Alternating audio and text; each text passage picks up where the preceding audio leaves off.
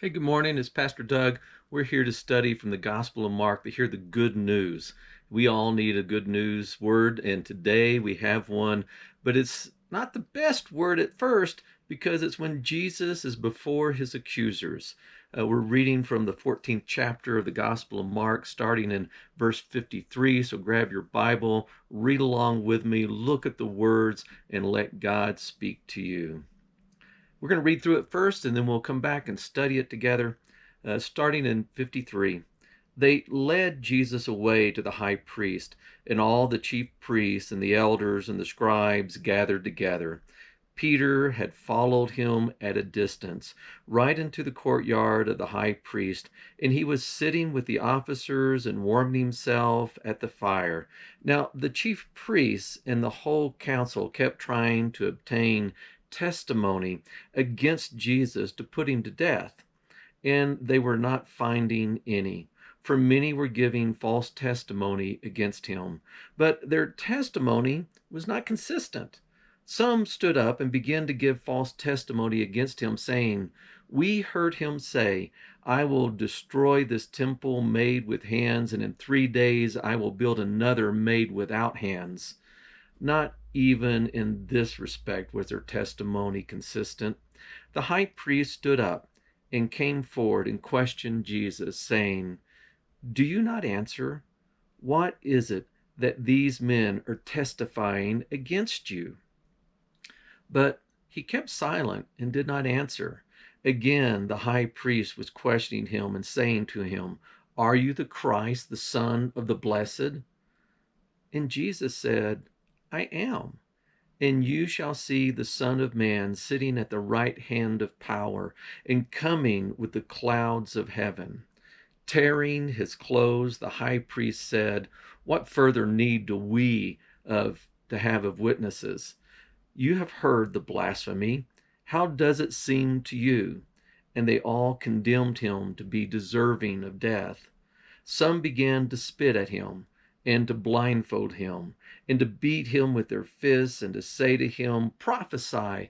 And the officers received him with slaps. As Peter was below in the courtyard, one of the servant girls of the high priest came, and seeing Peter warming himself, she looked at him and said, "You also were with Jesus the Nazarene." But he denied it, saying, "I neither know nor understand what you are talking about." And he went out onto the porch. The servant girl saw him again once more and said to the bystanders, "This is one of them." But he again denied it. And even after a little while, the bystanders were again saying to Peter, "Surely you are one of them, for you are a Galilean too." But he began to curse and to swear, "I do not know this man you are talking about."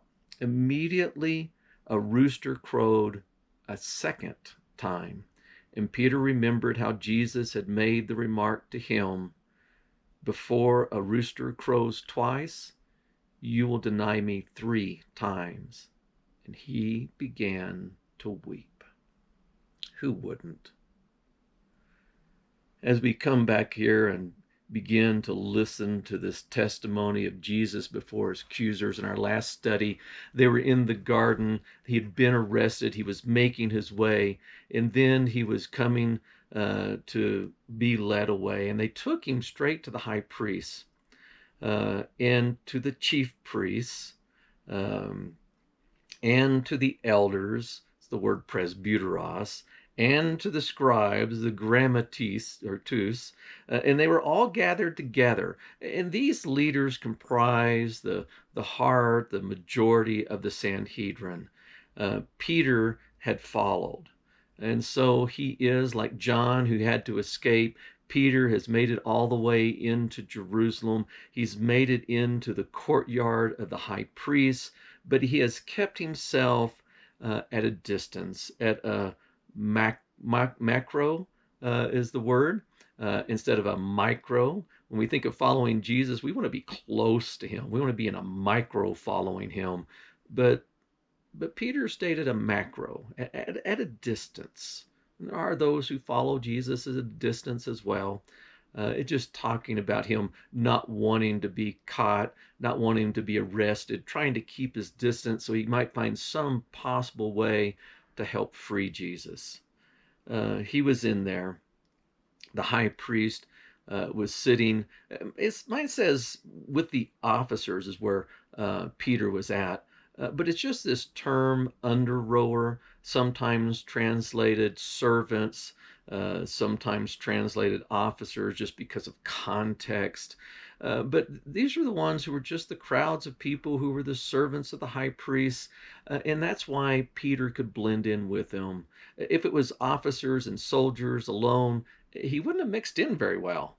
But when we think of the terms of this was servants, and these were the servants in the courtyard, we can understand how he would blend in. And he was warming himself with the fire that they had here there. So it tells us something about the temperature. It was in cold, early morning hours that this was going on in the midst of the night. And the priests had the whole council together, which was not even in keeping with how they should even conduct a trial. But they were not wanting to be too public because they were still afraid of the people's response, because the people loved Jesus and they would have been seeking his release. But they were trying to obtain testimony. Marte rus, we get the word martyr from it. It just means to give a witness. And they were trying to get a witness whereby they could have enough of that to be able to put Jesus to death. That was their goal. They wanted to get rid of Jesus in this way, but they couldn't find any.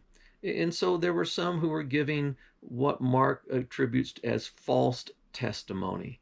But even the false testimony, as you might expect by something that's false, just simply wasn't consistent with each other. And there were some that were standing up, and the false testimony that they were giving was, well, we heard him say, I will destroy this temple made with hands, and in 3 days build another made without hands. Now, if you recall from our study in the Gospel of Mark, that happened on that occasion when Jesus had come for a different Passover, and he overturned the tables of the money changers and drove them out because they had made the place of prayer into a den of thieves.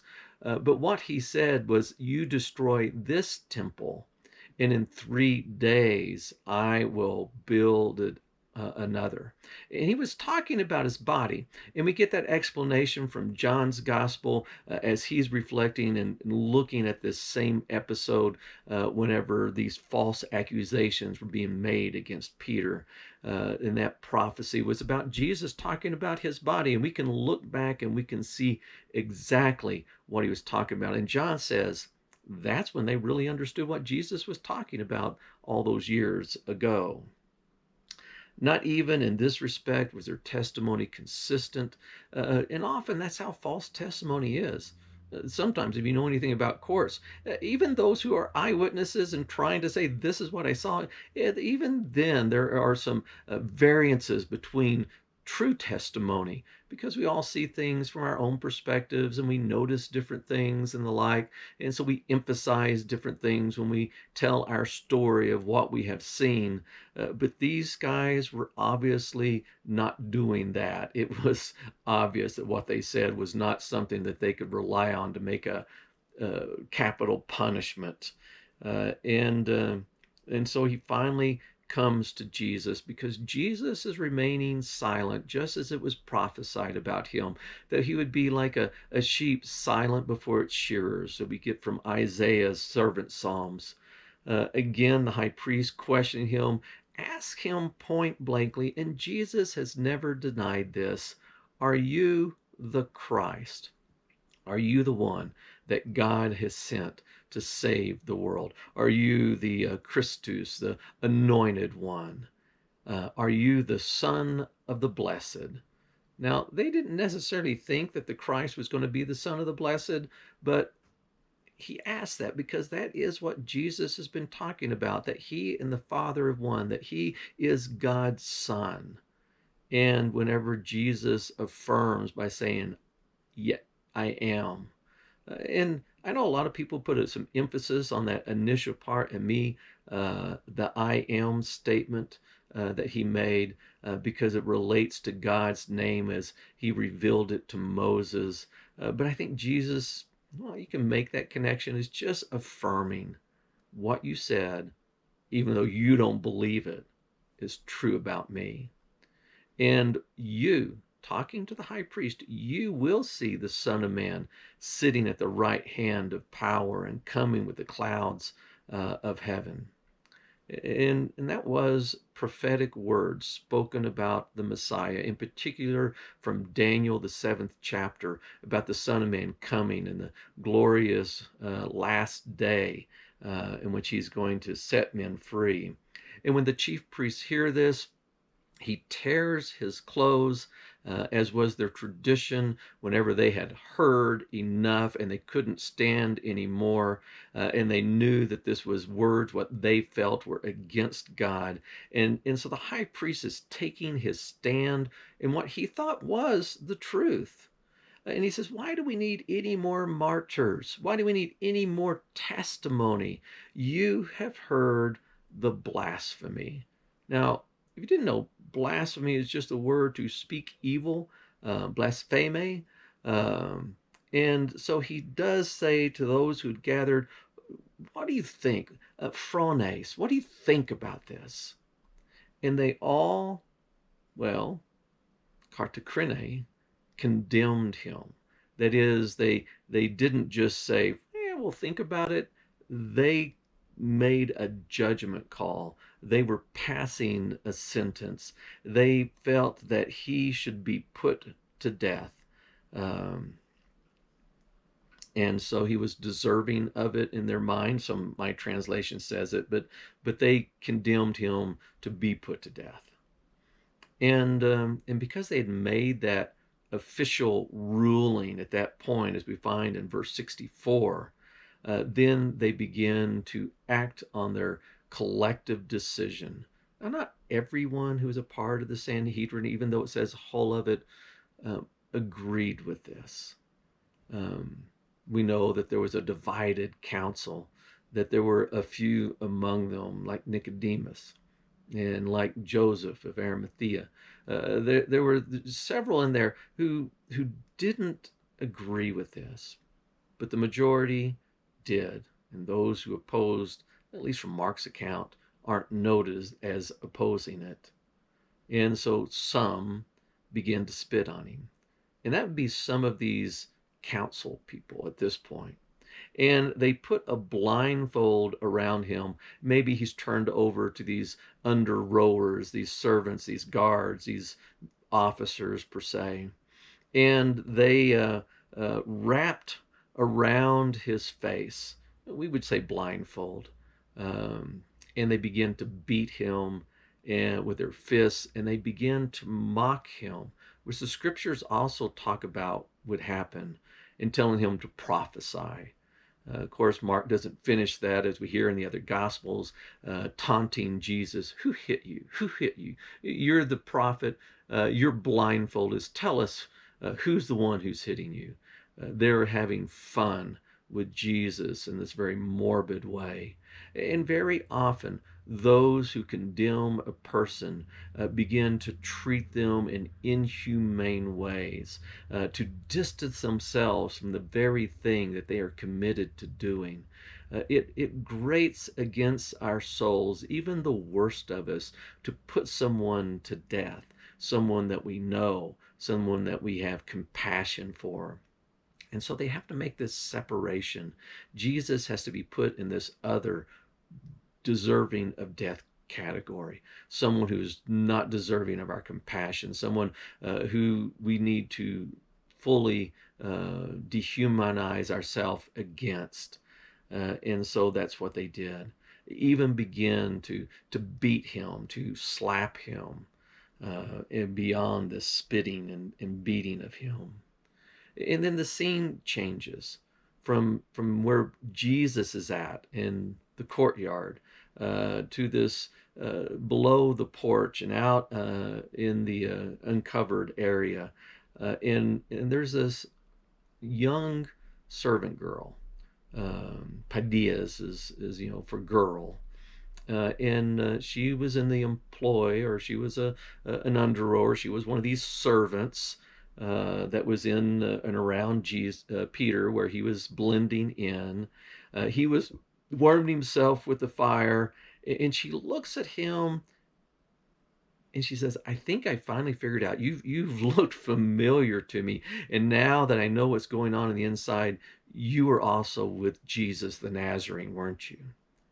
And Peter denies it. He speaks against what she says. And he acts as if he doesn't know what she's talking about.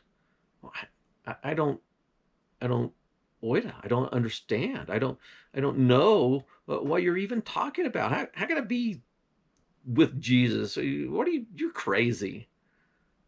And then he withdraws even further into what Mark describes as a porch area.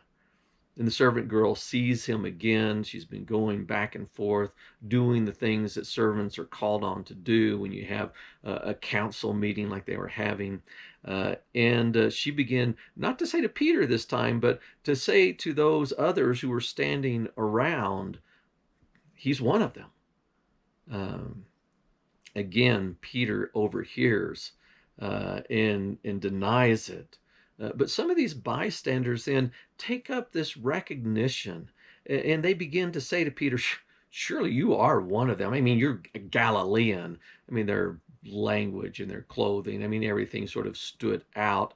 And everyone knew that Jesus's prime ministry was in Galilee. That's where his greatest following was. That's where the people had saw him and heard his miracles and been touched by his compassion. It was in all of the villages of Galilee that the Peter and the other disciples had gone out and preached and performed miracles, and evil spirits had been cast out. And so they just thought any Galilean was someone who was at least an admirer of Jesus. Surely this girl is right about you. And he begins to say, "I don't even know this anthropon. I don't even know this person that you're talking about." And immediately the rooster crows a second time.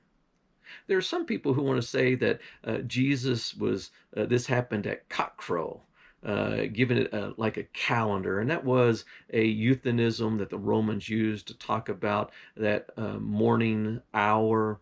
But 6 o'clock only comes around once.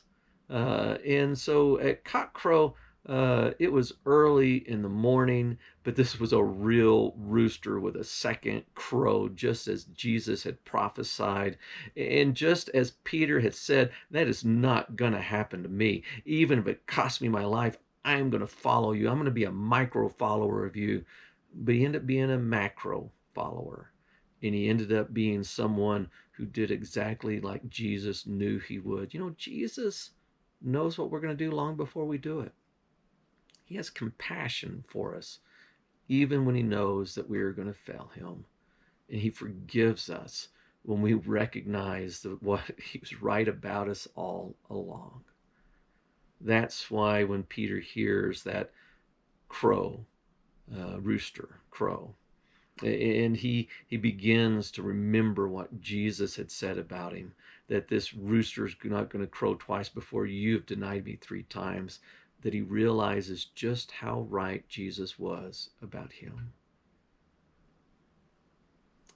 He did deny. It's not what he wanted to do. It's not what he intended to do. It's not what he thought about himself, but it is as Jesus knew he would. He would betray him. He would deny him. And Peter carried that bitter pill. He begins to weep. Just as Jesus wept at the grave of Lazarus, so Peter weeps here at Jesus's arrest, his trial, as it begins to unfold. And he recognizes how unworthy he is.